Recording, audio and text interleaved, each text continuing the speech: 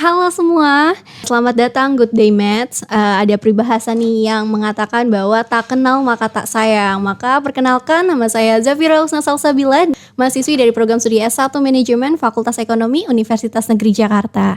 Oke soulmate, hari ini saya senang sekali nih karena hari ini kita akan membahas sesuatu yang sangat populer di dunia, yaitu Starbucks. Nah teman-teman, di podcast kali ini saya tidak sendiri karena saya akan ditemani dan berbincang-bincang dengan dosen manajemen merek, yaitu Bu Ika Febrilia. Oke teman-teman, kali ini akan sedikit sharing-sharing membahas sebuah merek yang sangat terkenal, yaitu Starbucks. Langsung aja mungkin ya kita sapa-sapa Bu Ika-nya. Halo, Assalamualaikum Bu Ika. Waalaikumsalam Zafira. Gimana Ibu kabarnya hari ini? Alhamdulillah saya sehat. Zafira gimana kabarnya? Alhamdulillah Ibu saya sehat. Oke, saya boleh sapa soulmate dulu nggak? Boleh Ibu. Boleh ya. Halo soulmate, good day mates. Nah, Oke Zafira, kita mau ngobrol apa nih hari ini? Jadi hari ini kita akan membahas seputar minuman kopi yang sangat terkenal nih Bu, yaitu Starbucks. Nah sebelum kita masuk ke topik selanjutnya, nah Ibu sendiri ini udah pernah belum nih Bu nyobain produk Starbucks itu? Oke, saya pernah cobain, tapi memang saya tuh bukan penggemar kopi banget gitu ya. Jadi kalau saya kesana tuh paling saya nyobainnya yang ada strawberry-nya gitu ya. Jadi nggak yang pahit kopi banget gitu. Nah kalau Zafira sendiri gimana? Penggemar Starbucks juga nggak? Iya, nggak terlalu sih Bu, tapi aku itu penggemar matcha. Jadi pas waktu itu aku pernah nyobain matcha cream frap cappuccino. Matcha Cappuccino ya? Iya, kayak gitu Bu. Nah kalau kita bahas nih Bu tentang sejarahnya, mungkin aku sedikit bahas tentang sejarahnya ya. Boleh silakan. Jadi Starbucks ini didirikan di Seattle, Washington pada tahun 1971 oleh 3 orang, yaitu ada Jerry Baldwin, Jeff Siegel, Gordon Bowker. Nah mereka ini berfokus awalnya menjual biji aja Ibu, menjual biji sama menjual alat-alat kopi. Nah namun pada tahun 1980-an ini mereka mulai menambah bisnisnya ke kafe gitu Bu. Oke, berarti awalnya mereka hanya jual biji kopi sama peralatan kopi aja ya? Iya Ibu, seperti itu. Nah kemudian menurut Ibu sendiri apa sih yang membuat Ibu tertarik untuk membeli suatu produk dari merek Starbucks ini? Oke, kalau menurut saya Starbucks tuh kayak third place gitu ya. Jadi tempat yang nyaman sekali antara rumah dan kantor gitu ya. Jadi kita bisa menikmati kopi seperti di rumah, bisa bersantai, tapi Starbucks ini juga bisa menjadi semacam working space ya, Zafira. Jadi bisa tempat untuk ketemu sama klien misalnya, tempat untuk ketemu sama rekan kerja gitu ya. Jadi merupakan salah satu media baru gitu ya yang bisa menjadi tempat yang nyaman sekali untuk minum kopi. Oh ya Zafira, selain tadi ya yang sudah saya sampaikan bahwa dia bisa menjadi working space yang nyaman gitu ya. Kira-kira kalau dari Starbucks tuh kan kita biasanya ngehnya gitu ya sama logo ya. Zafira. Nah, menurut Zafira sendiri arti dari logo Starbucks itu apa ya? Oke, mungkin balik lagi ke yang third place. Mungkin dari pihak Starbucksnya juga menyediakan tempat-tempat yang senyaman mungkin dari dari para customernya ya Bu, agar teman-teman mungkin customernya ini bisa kerja, bisa ngerjain tugas dan lain sebagainya di tempat Starbucks ini. Dan kalau saya lihat dari logo Starbucks ini, mereka ini menggambarkan seorang perempuan yang bersayap dengan mahkota di atas kepalanya nih. Nah, kalau nggak salah nama wanitanya ini Sirin kalau nggak salah. Nah banyak orang mungkin tidak tahu bahwa mahkota itu mewakili biji kopi Arabica yang ditanam di daerah pegunungan. Nah Bu, waktu Ibu masuk ke Starbucks, ini apa aja sih Bu yang Ibu rasakan gitu? Oke, sudah pasti ya kayak tadi yang saya sampaikan, tempat yang sangat nyaman gitu ya untuk menikmati kopi dan bisa jadi juga untuk tadi ya tempat untuk bekerja juga ya sebenarnya. Kemudian selain itu juga pastinya kita tahu bahwa Starbucks tuh juga menawarkan berbagai pilihan, gak cuma yang kopi banget tapi untuk yang non coffee juga mereka juga bisa tuh datang ke Starbucks. Kemudian mereka juga banyak pilihan makanan ya atau snacks ya, untuk menemani sambil minum kopi. Dan kalau bicara tentang menu sih sukanya yang, kalau saya sih nggak yang terlalu kopi banget ya, saya sukanya yang ada campuran yang lain, jadi jangan yang terlalu pahit banget. Iya kayak strawberry, matcha, coklat betul. Gitu ya Bu. Terus juga dari Starbucks sendiri juga ada menyediakan kue-kue ya Bu ya. Iya betul. Nah karena kita udah tahu pengenalan awal dari Starbucks itu, sekarang kita bakalan membahas fun facts nih. Nah, ada fun fact-nya ya? Iya Ibu, nah ternyata mereka ini punya sisi lain loh Ibu. Oke. Boleh diceritain nggak apa sih fun facts-nya atau sisi lain dari Starbucks yang Zafira tahu? Iya, saya pun juga baru tahu nih, jadi sebenarnya Starbucks ini, bukan cuma sekedar kedai kopi aja Ibu. Jadi, ternyata ini mereka mengambil profitnya mirip kayak bisnis, banyak, konvensional gitu. Jadi alurnya itu kurang lebih kayak, Starbucks ini, nawarin kartu atau yang kita kenal sebagai Starbucks Card. Jadi ke pembeli terus pastinya, pembeli harus deposit dengan jumlah tertentu untuk gunain di, si Starbucks Card ini dan juga uang deposit si pembeli ini bisa diputar sama pihak Starbucks buat, ngembangin bisnisnya tersebut gitu Oke, Ibu. berarti mereka pintar juga ya untuk nyari profitnya. Si konsumen diminta deposit dulu, kemudian baru pakai kartunya gitu ya. Kemudian mungkin fun fact lainnya, ternyata saya juga baru tahu nih Zafira, kalau perusahaan pertama yang menawarkan WiFi gratis tuh ternyata Starbucks ya.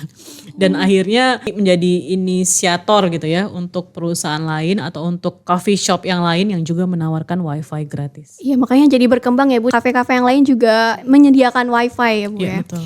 Oh ya Bu, ada satu hal yang sangat lucu juga di Starbucks ini. Jadi ketika customernya pesan minuman di Starbucks, nama customernya ini akan dieja itu ada salah-salah kata gitu Bu. Oh, oke. Nah ternyata aku juga baru tahu, mungkin sebagian orang juga pernah ngalamin ya teman-teman.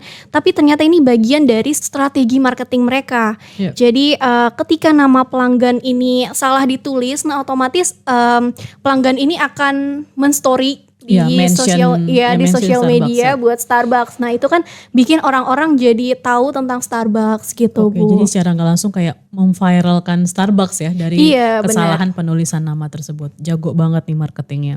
Dan bicara tentang menu rahasia nih, Zafira, banyak pelanggan Starbucks juga menciptakan minuman yang sifatnya custom ya, yang sesuai dengan keinginan mereka sendiri, campur berbagai rasa, berbagai bahan gitu ya. Jadi bisa bermain-main dengan minumannya sendiri di Starbucks. Jadi itu salah satu strategi marketingnya Starbucks juga. Iya Bu, sebenarnya hal-hal kayak gitu juga seru banget karena kita bisa coba menu-menu ala kita sendiri ya Iya Bu ya. betul. Bicara tentang menu, ternyata Starbucks ini memiliki kopi tertua yang dijuluki yaitu Pickle Place Roast. Yaitu kopi ini dinamai sesuai dengan jalan di Seattle di mana toko pertama Starbucks berada. Nah terakhir mungkin Starbucks juga dikenal karena berbagai minuman-minuman mereka. Setiap musim mereka juga merilis minuman khusus yang hanya tersedia untuk waktu tertentu. Misalnya kayak pumpkin, space latte yang terkenal di musim gugur mereka gitu Bu. Oke, kalau ngomongin soal Starbucks nih Bu, pasti hampir semua orang zaman sekarang nih, zaman Gen Z juga udah pada tahu ya. Iya. Karena memang brand ini sudah sangat terkenal di dunia, apalagi di Indonesia. Nah, dari tadi kita juga udah ngebahas banyak banget tentang Starbucks. Nah, menurut Ibu kenapa sih Starbucks ini bisa menjadi brand kedai kopi yang sangat mendunia gitu? Oke, kalau dari saya sih yang pasti tadi ya strategi pemasaran ya, marketingnya yang sudah kita bahas ada beberapa poin gitu ya, yang akhirnya membuat Starbucks ini jadi tadi ya seperti Zafira sampaikan akhirnya mendunia. Nah kira-kira ada strategi lain gak sih Zafira yang berkaitan dengan strateginya Starbucks tapi dilihat dari sisi pendekatan yang lebih humanis? Kira-kira Zafira tahu nggak? Oh begitu ya Bu, saya juga masih kurang tahu sih Bu untuk strategi dari Starbucks itu sendiri. Memang Starbucks ini melakukan pendekatan kepada konsumennya itu dengan cara bagaimana sih Bu? Oke, jadi yang tadi saya bilang ya dari sisi humanis, si Starbucks ini dalam melayani konsumennya itu terutama para baristanya itu berinteraksi dengan si konsumen. Jadi dalam secangkir kopi yang diberikan, konsumen akan mendapati nama dan biasanya ucapan penyemangat ya Benar. dari barista. Jadi itu merupakan salah satu cara yang dilakukan sama baristanya Starbucks supaya bisa lebih dekat sama konsumennya. Jadi tujuan dari strategi ini mungkin intinya untuk memberikan pelayanan yang baik untuk pelanggannya ya Bu ya. Ya, Nah tapi selain strategi marketing yang sudah disebutkan sebelumnya, ada lagi nggak sih Bu strategi yang dilakukan Starbucks ini? Oke, mungkin saya sudah bahas sebelumnya ya di bahasan yang sebelumnya itu jelas sekali kalau Starbucks itu punya konsep toko yang unik.